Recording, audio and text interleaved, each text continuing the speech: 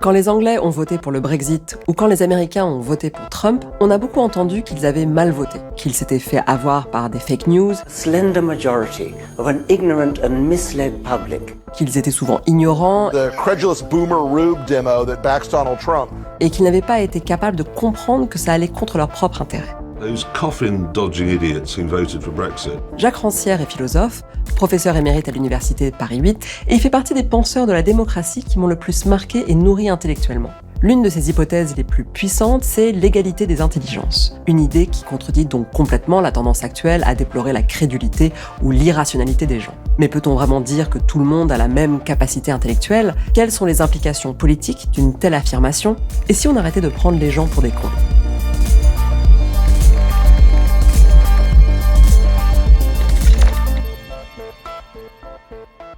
Et moi, j'ai pensé à faire cette émission sur ce sujet-là, justement en réaction à un discours que j'entends souvent sur le fait que les gens sont bêtes, en fait. Les gens sont complotistes, les gens sont anti-vax, les gens votent mal. Et contre ça, l'idée de l'égalité des intelligences semble complètement à contre-courant. Donc, est-ce que vous pourriez me dire exactement ce que vous entendez par égalité des intelligences et, accessoirement aussi, c'est quoi l'intelligence ?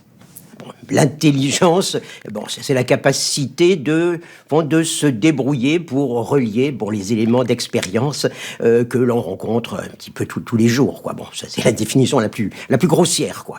Et on vit dans un monde effectivement qui est structuré par une idée de l'inégalité des intelligences. Et je veux dire, c'est quelque chose que on rencontre partout, à savoir qu'au fond il y a malheureusement un petit nombre de gens qui sont doués de l'intelligence et le reste du monde, évidemment, qui est stupide, et il faut expliquer. Il y a un côté bon enfant dans l'idée de l'inégalité d'intelligence. Bon enfant dans l'idée que, d'une part, il y a des gens bêtes, ça, c'est irrémédiable, mais il y a aussi des gens qu'on peut essayer de rendre un peu plus intelligents, quoi. Et par conséquent, il faut essayer de les prendre là où ils sont, et puis de les mener un tout petit peu plus loin, quoi. Et ça, c'est quelque chose qui vraiment traverse toute la société. Cette présupposition d'inégalité traverse toute la société, et par exemple, le phénomène du complotisme, que l'on voit notamment à l'œuvre chez une partie de l'électorat de Trump, est quelque chose qui peut être analysé à ce prisme. La bêtise, c'est de croire qu'on est plus intelligent que les autres. Et les complotistes sont des gens qui croient qu'ils sont plus intelligents que les autres. Le complotisme, qu'est-ce que c'est ? C'est au fond l'espèce d'exagération d'un mode finalement de raisonnement qui par ailleurs est reconnu et souvent honoré, celui qui dit que attention, faut pas se fier aux apparences, il faut regarder un petit peu la réalité des choses par derrière. D'une certaine façon, on se trouve dans une espèce justement de rapport entre deux catégories de gens qui chacune croient à l'inégalité d'intelligence. Les gens vous disent ils votent Trump, c'est qu'ils sont vraiment idiots, quoi. Et les gens qui votent Trump disent on ne cesse pas nous avoir par les discours qu'on nous fait à Washington, etc. Donc chacun croit qu'il est plus intelligent. Et c'est la logique de l'inégalité, comme précisément organisant toute une société. Mon idée, c'est qu'il faut renverser les choses. C'est-à-dire que si les gens votent sur des bases comme ça de philosophie plus ou moins conspirationniste, complotiste et tout, c'est pas parce qu'ils sont ignorants. Si les gens adhèrent à ce que dit Trump, ça ne veut pas dire qu'ils croient ce qu'il dit parce qu'ils sont ignorants, parce qu'ils connaissent pas les réalités. Non, on adhère à un discours, non pas parce qu'on le croit vrai, non pas parce qu'on manque des éléments pour vérifier, mais parce que fondamentalement ça vous plaît. Écoutez-moi, vous pensez tous que César est un con. Vous pensez que le consul et son conseiller sont des cons. Et vous pensez qu'ils vous prennent pour des cons. Et vous avez raison, mais eux aussi, parce que depuis le temps qu'ils vous prennent pour des cons, avouez que vous êtes vraiment des cons. Tout notre monde est gouverné par la présupposition de l'inégalité des intelligences. C'est à la fois une chose affirmée, jamais vraiment prouvée, quoi. Et que peut-on faire sur la présupposition inverse ? Partons de la présupposition que la personne à qui on parle peut comprendre ce que vous dites. Jacques Rancière développe cette thèse de l'égalité des intelligences dans un livre qui s'appelle Le Maître ignorant. Il y raconte l'expérience de Joseph Jacotot, qui avait découvert au début du 19e siècle qu'il était tout à fait possible d'enseigner le français à des étudiants flamands sans connaître un mot de néerlandais. Il leur a simplement confié un livre en édition bilingue et les a laissés étudier seuls en comparant les deux versions. Sans rentrer dans le détail de sa méthode, Jacotot se rend compte qu'un maître peut enseigner ce qu'il ignore et un élève peut apprendre tout seul, de la même manière que quand on est petit, on n'a pas besoin d'un maître pour nous expliquer comment parler. l'élève et le maître ont une intelligence commune.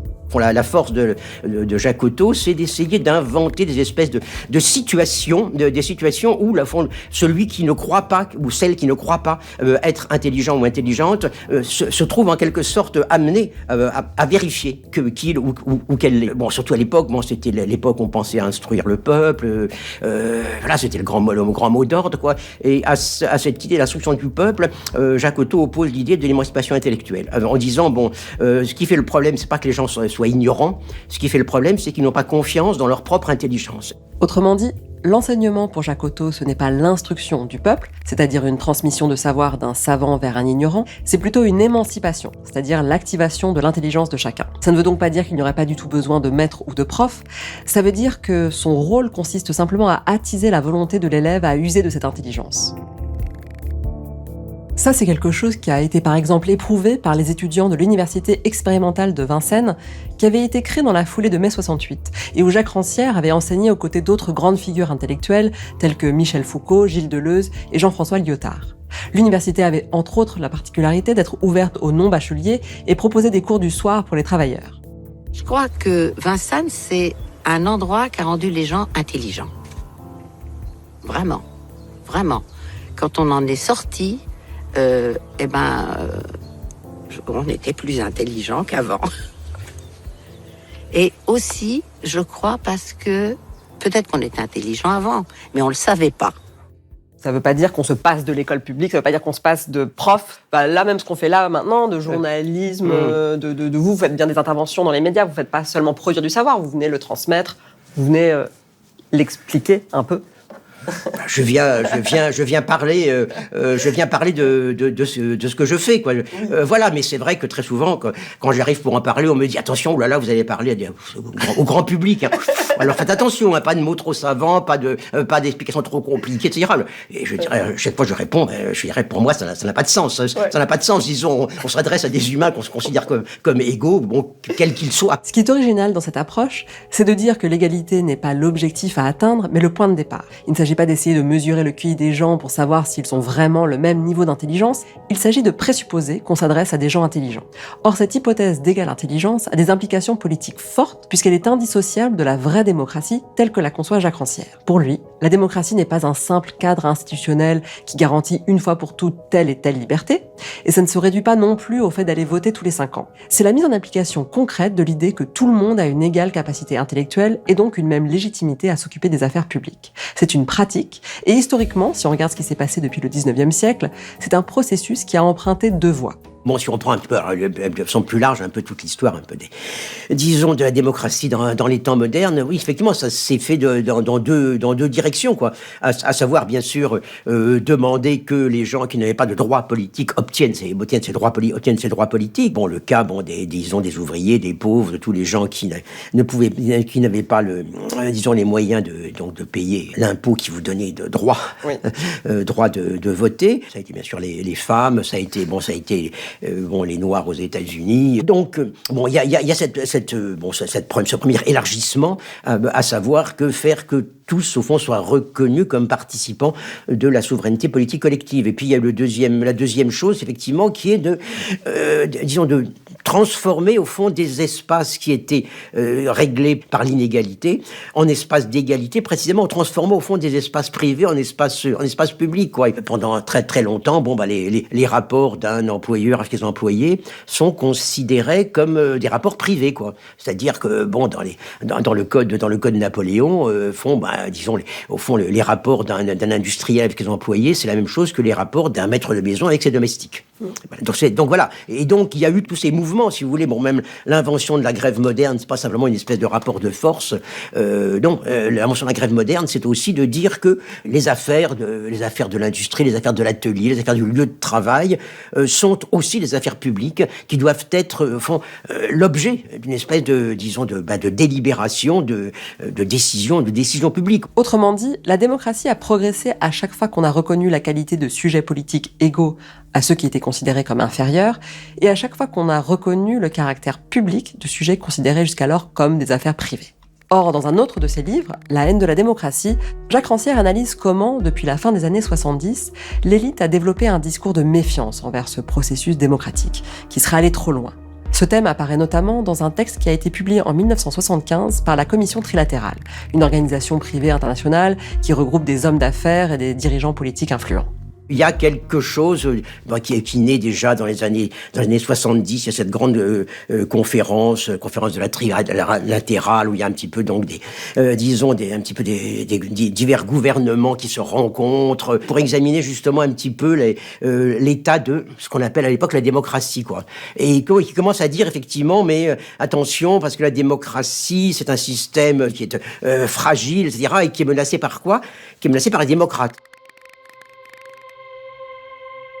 Alors on commence à dire à l'époque, ces thèmes qui seront repris effectivement par nos idéologues dans les années 2000, à savoir la démocratie est menacée quand il y a des gens qui la prennent trop au sérieux, c'est-à-dire quand il y a des gens en quelque sorte qui en font véritablement un mode d'agir collectif, quoi. Dans ce texte, la trilatérale, on peut lire que les dirigeants s'inquiètent de ce qu'ils appellent un déferlement démocratique qui rendrait la démocratie ingouvernable. Autre exemple, en France, le philosophe Marcel Gauchet a publié un recueil d'articles qui s'intitule « La démocratie contre elle-même », où il se demande « La démocratie survivra-t-elle à son triomphe ?» On voit bien que pour ces auteurs, il y a en fait deux démocraties. La bonne, c'est l'état de droit, le système représentatif, et la mauvaise, c'est quand les gens prennent trop au pied de la lettre l'idée de pouvoir du peuple et essaient de vraiment changer les choses. Bon, ça c'est un premier point. Donc il vaudrait mieux que les gens bougent pas trop, quoi. Mais s'ils bougent pas trop, ça veut dire qu'ils vont rester chez eux, ça veut dire qu'ils vont consommer, ça veut dire qu'ils vont devenir des individualistes égoïstes. Mais la consommation égoïste, ça veut dire bien sûr que les gens vont en vouloir toujours plus. Vous vous souvenez ce livre qui est paru au début des années 80 par un journaliste à succès qui s'appelait Toujours plus.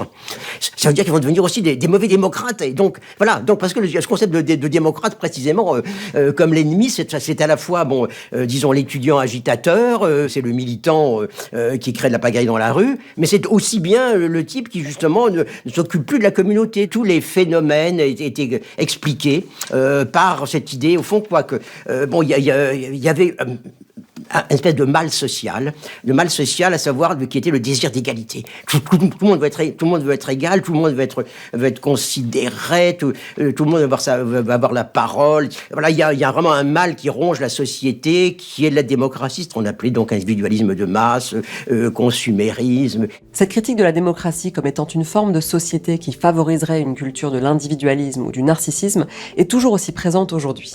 Nous pensons souvent qu'à nous, il y a de l'individualisme à tous les étages, et beaucoup de gens ne votent pas, je vous l'ai dit, parce qu'ils s'en fichent, parce que ça ne va pas changer leur vie directement, comme s'ils n'étaient plus des citoyens, mais des consommateurs. C'est aussi aux citoyens eux-mêmes de s'impliquer dans la vie locale, dans la vie municipale, et c'est pas simplement un petit cahier de doléances qui va apparaître pendant 2 mois, qui va changer, au fond, une forme d'individualisme du français, etc. À côté de ces absents, je vois un risque du débat, je l'évoquais tout à l'heure rapidement, c'est l'individualisme. Ça peut paraître paradoxal, mais des gens qui se disent démocrates n'ont donc pas cessé de critiquer la démocratie, accusés d'être en proie à la masse des gens à la fois trop politisés et trop dépolitisés, avec leurs revendications égoïstes. Que ce soit l'élève qui considère l'école comme un supermarché, la féministe qui réclame des quotas ou le cheminot qui veut défendre ses privilèges. La démocratie, c'est dangereux.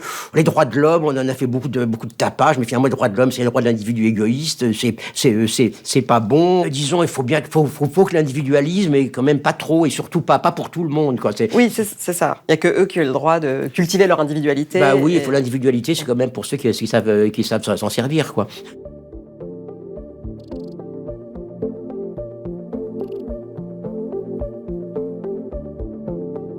Examiner de près les discours de cette haine de la démocratie permet de retrouver précisément ce qui dérange et donc ce qui fait le tranchant du principe démocratique. Et pour Jacques Rancière, ce qui gêne vraiment, c'est la possibilité de l'égale intelligence, de l'égale compétence à s'occuper des affaires de la cité. Pour une élite soucieuse de conserver le monopole des choses politiques importantes, les gens sont trop bêtes, ils ne sont pas en mesure de savoir et de décider ce qui est bon pour le pays, et c'est pour ça qu'il faut leur expliquer, comme à l'école. Tout d'un coup, ça vous a éclaté à la figure, bien sûr, au moment de la fameuse grève de 1995, donc la première grève sur les retraites, on voit qu'on est toujours là-dedans quand même. Pour rappel, les grandes grèves de 95 contre le plan Juppé ont marqué les esprits puisqu'il s'agissait des grèves les plus importantes depuis mai 68.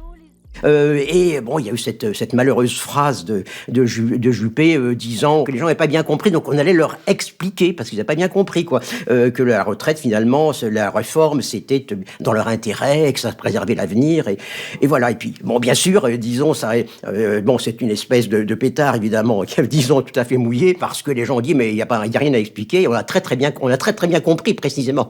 On ne peut pas envisager un pays, quel qu'il soit, dans lequel un gouvernement aurait raison parce qu'il a compris et parce qu'il servirait, soi-disant, le bien social, alors que la masse des salariés et la masse des citoyens n'auraient rien compris. Il y a des choses qui les interpellent et les intéressent directement. Alors là, je pense que le mouvement social, la population de France a compris profondément ce qu'était le plan Juppé. Et la population rejette. Mais depuis cet épisode de 95, on a eu des centaines d'autres exemples où les dirigeants ont fait œuvre de pédagogie pour expliquer des réformes contestées. Mais je pense que si on veut donner une légitimité à la réforme, il faut qu'il y ait une pédagogie de la réforme sur ce que l'on vise. Il y a encore de la pédagogie à faire, évidemment, sur ce sujet-là. Dans les mesures qui ont été prises par le gouvernement, il y a sans doute un effort d'explication à faire. Il faut faire la pédagogie et expliquer pourquoi. Ce que rappelle Jacques Rancière, c'est que cette haine de la démocratie n'est pas un phénomène récent. À l'origine, le mot démocratie lui-même était une insulte qui a été inventée dans la Grèce antique par ceux qui considéraient ce système comme la ruine de tout ordre légitime. Bien sûr, bon, à l'époque, quand même, j'ai beaucoup lu Platon pour des raisons diverses, quoi. J'ai été frappé par le fait que ce discours sur la démocratie comme l'empire des individus, individualisme de masse, consommation. Bon, ce discours avait déjà été tenu, mais bon, 25 siècles auparavant. C'est-à-dire, c'était exactement ce que disait Platon au 8e livre de la République sur l'homme démocratique athénien, comme une espèce comme ça, un petit peu de bon vivant qui s'occupe finalement d'abord de satisfaire son bon plaisir. Et puis voilà, donc bon, je me suis dit quand même il y a quelque chose d'incroyable, à savoir que ces discours qui dénoncent un mal vraiment qui ronge la société, disons c'est exactement le même que celui que tenait il y a 25 siècles un philosophe qui vivait dans un monde qui évidemment n'avait absolument rien à voir avec le nôtre. C'est ça, disons, le cœur, on peut dire, de la haine de la démocratie, parce que précisément ça met en cause l'idée même qu'il y aurait un titre à gouverner les autres. C'est ça qui est super avec votre définition, c'est qu'elle est tellement... elle est simple et provocatrice, c'est le pouvoir de n'importe qui, oui. ou n'importe quel incompétent. Oui. Et c'est ça le scandale premier de la démocratie. Oui, c'est le scandale premier, c'est que c'est le pouvoir des égaux en tant qu'égaux, quoi. Alors que l'idée du pouvoir, c'est que précisément, le pouvoir est l'exercice d'une inégalité. C'est l'exercice, disons, d'une supériorité. C'est ça qui est troublant et audacieux avec cette définition de Jacques Rancière. Le principe démocratique, c'est l'affirmation du pouvoir des êtres humains sans qualité particulière, sans titre particulier à gouverner. Ni la naissance, ni la richesse, ni même le savoir. Or, le mode de scrutin qui correspond le mieux à ce principe, c'est le tirage au sort, qui a été appliqué dans la Grèce antique. Et même Platon, qui était pourtant contre la démocratie, même lui concédait que ce système présentait des avantages non négligeables. C'est ça. Bon, alors effectivement, vous parliez du tirage au sort. Son principal avantage, c'est bien sûr justement qu'il est la loi du hasard. Son principal avantage, c'est qu'il supprime ce qui est quand même l'élément essentiel dans nos systèmes, à savoir que le gouvernement est exécuté par les gens qui ont envie de l'exécuter, quoi. Ce qui est forcément le pire des gouvernements, quoi. Et ce qui est intéressant d'ailleurs, justement, c'est qu'on voit bien que cette idée que le pire des gouvernements est ce gouvernement des gens qui ont envie de gouverner, au fond, l'ennemi de la démocratie, Platon, il la partage, quoi.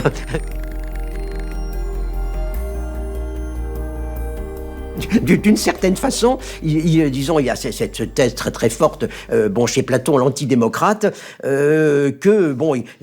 pourquoi est-ce qu'il faut faire appel, aux philosophes pour gouverner la cité? D'une part parce qu'ils sont plus sages et mais aussi parce que c'est les seuls qui n'ont pas envie de gouverner. Et c'est ça qui est très important, quoi. Et d'une certaine façon, on voit bien même comment, au fond, disons, on peut, sur ces mêmes principes, au fond, considérer les vertus de la monarchie héréditaire, quoi. Le monarque héréditaire, c'est un type qui a jamais, là, le fils de roi, il n'a pas eu envie de gouverner. Étonnamment, on s'est habitué de nos jours à considérer comme normal le fait que les gens qui arrivent au pouvoir sont avant tout ceux qui souhaitent l'exercer. Mais il nous arrive encore de temps en temps de recourir au tirage au sort, comme par exemple pour la Convention Climat en 2020. On avait pu confirmer alors le fait que l'intelligence collective produit des choses très intéressantes quand les gens ont le temps de s'informer, de réfléchir et de débattre. Il y a parfois dans la vie comme ça des sujets qui entraînent et qui engendrent l'intelligence. Et à chaque fois que on avançait dans le débat, c'était une joute oratoire avec force de conviction et une intelligence de groupe et une intelligence personnelle assez incroyable. Mais au-delà de la question du mode de scrutin, Jacques Rancière pense avant tout la démocratie comme un processus qui expérimente très concrètement des pratiques de l'égalité. Et clairement, ce n'est pas facile. Maintenant, des pratiques de l'égalité, ça veut dire aussi, malgré tout, un certain nombre de pratiques collectives dans lesquelles on essaye de définir l'égalité comme la loi même du collectif. Donc, des formes de rassemblement. Bon, si on voit tout ce qui s'est passé depuis le printemps arabe, à travers tous les mouvements, les places, les nuits debout et tout. Nous apprenons tous ensemble cette démocratie que nous voulons inventer. On essaie effectivement de penser que c'est la capacité de n'importe qui fonctionne. Pas forcément que tout le monde doit être d'accord, mais que la voix de n'importe qui compte. Voilà. Bon, ça, d'une certaine façon, c'est une pratique de l'égalité, une pratique qui est contradictoire, difficile. Et bon, justement, la question, véritablement, c'est que l'égalité doit être quelque chose qui doit être inventé et qui n'est pas commode à inventer, quoi. Alors que l'inégalité, il n'y a pas besoin de l'inventer, il n'y a rien de plus commode. Prendre les gens pour des cons, en espérant éventuellement qu'ils deviennent plus intelligents un jour si on leur explique bien les choses, c'est facile. Jacques Rancière propose une approche plus ambitieuse, à savoir de considérer l'égalité des intelligences non pas comme un but à atteindre, mais comme un point de départ. Tout le monde a la capacité à discuter des affaires de la communauté et à les mettre en œuvre. Il n'appartient donc pas à un pouvoir savant et bienveillant d'expliquer ce que serait le bien au plus grand nombre, c'est le plus grand nombre qui a d'emblée vocation à s'occuper des affaires communes.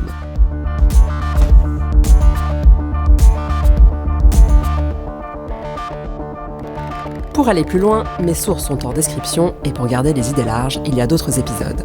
À bientôt!